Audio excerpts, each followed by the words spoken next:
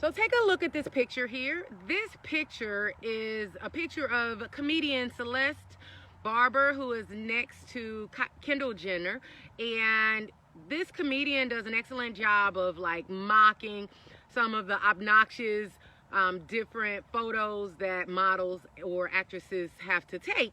And normally they're very funny, and she does an excellent job of portraying how ludicrous some of the images and poses and props that they add into the pictures are.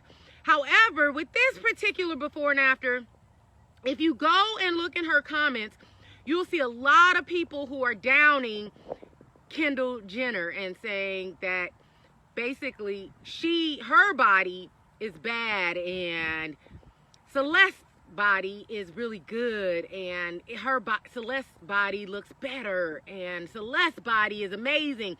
And they're basically hopping on the bandwagon of letting Celeste know that she looks amazing and telling her that Kendall looks atrocious. Now, here's the deal. Let me tell you what it reminds me of. It reminds me of a few things. Number one, it reminds me of the book Skinny B. You know I don't cuss, so I can only say Skinny B, but you know what I'm saying, B-I-T-C-H. That book that came out. It came out because there's a lot of women at the time who were saying, oh, look at that girl, she's a skinny bee. And basically it's like this half-cocked compliment, but the other part of it is an insult. And I remember that because I remember the very first time that I bought a membership to a gym. I think I was about 18 years old, and I was 19 years old. And it was called New Lady Fitness in St. Louis, Missouri, and I was so happy. I signed up, my first time committing to a fitness program, and the very day I walk in, I overheard two overweight ladies on the side say, look at her, what is she doing here? So, and they were referring to me. So I know what that's all about when people are basically insulting you and for your body and being thin or in shape or whatever. So that's where the book and that term, that phrase, skinny bee, comes from. So what's interesting is this, is that number one, you don't have to condemn one lady in order to make another lady feel good. And number two, people are very, very comfortable with insulting someone who's in shape or thin and putting someone who's overweight on a pedestal and saying, especially nowadays where they're saying, oh, thick bodies, you know, you can still be thick and healthy, you know, thick bodies are in and you look healthy, you look good. Don't let anybody talk to you and tell you that you're not sexy and that you're not in shape or whatever. It's like this whole movement of this big girls movement that's promoting basically overweight and obesity. In my opinion, that's what they're doing. They're promoting it. There's a huge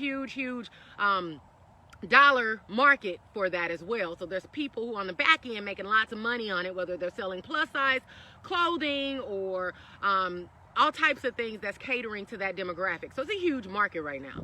And so I never thought I would live to see a day where they're capitalizing on you gaining weight and maintaining obesity. I never thought I would see that. But anyway, it is a market and it's here and people are promoting it. But here's the problem. This is the problem that I want you guys to pay attention to. What I want you to pay attention to is this. The second thing that it reminds me of is when my grandma, she used to make a comment. Whenever she would refer to a mansion or a big house, she would always say, oh, I would never want a big house. It would be too much time to maintain and clean a big house. I would never ever want a big house. So number one, she had a limiting belief that, you know, she was not a candidate for a big house. Now I promise you that she would be a phenomenal candidate for a big house. She would love a big house. But when you have a limiting belief, you have to justify that limiting belief. When you have a limiting belief, you have to tell yourself that you're justified in that thought. You have to tell yourself why it's okay for you not to have a big house. And it has to be a reason that feels logical to you. So her reasoning was, oh, okay, it feels logical to say that if I were to have a big house, it would take a lot of work to clean it up. And so since I don't want to invest in a lot of time and work cleaning it up, I'll just tell myself that I don't want one. And so then when I don't get one, I'm okay with that. You see how that works? And it's the same thing with a body. If you put down a thin, fit body, then it makes it okay for you to not hit your goal. It makes it okay for you to feel justified in being overweight or obese, or telling yourself some freaking lie that I hear people say, which is, oh, it can take forever to get the results. It's okay. It's a long, arduous process. It's okay. It's not that big of a deal. And it can make you feel justified in waiting until freaking Jesus comes to lose the weight, because you feel justified in saying that it's not a big deal. You don't need to rush it. So here's the issue though, guys. Then when I'm going to end on this note, here's the issue that I have with it. This is the biggest issue. I've measured thousands of bodies, okay? And I not only got their weight in their inches, but I also got what's called their body fat percentage and testing body frames. And when I tell you this, then you just are going to want to look in the mirror and just be like, man, I've been really lying to myself.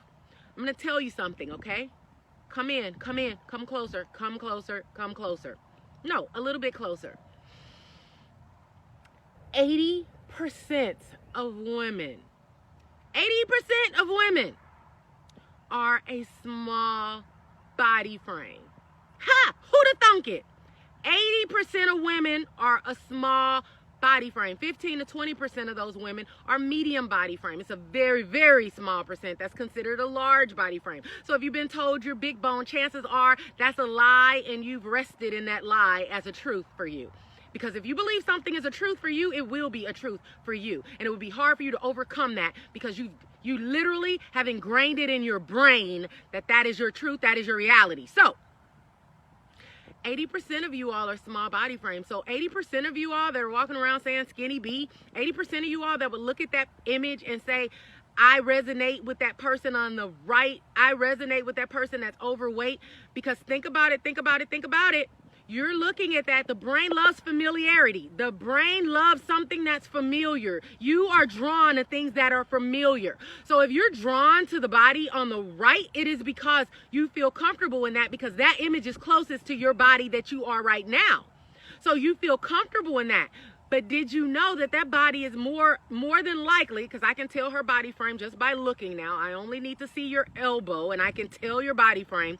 And her body frame, with her body frame, Celeste is actually abnormal, at an abnormal weight. So that is an abnormal amount of weight on her body frame. So most of you guys that are saying that, Celeste, you look amazing, you look better than the body on the left, most of you all, your natural body frame would be it would resemble the body on the left more so than the body on the right. More so. Why? Because 80% of you are supposed to be in single-digit clothing sizes.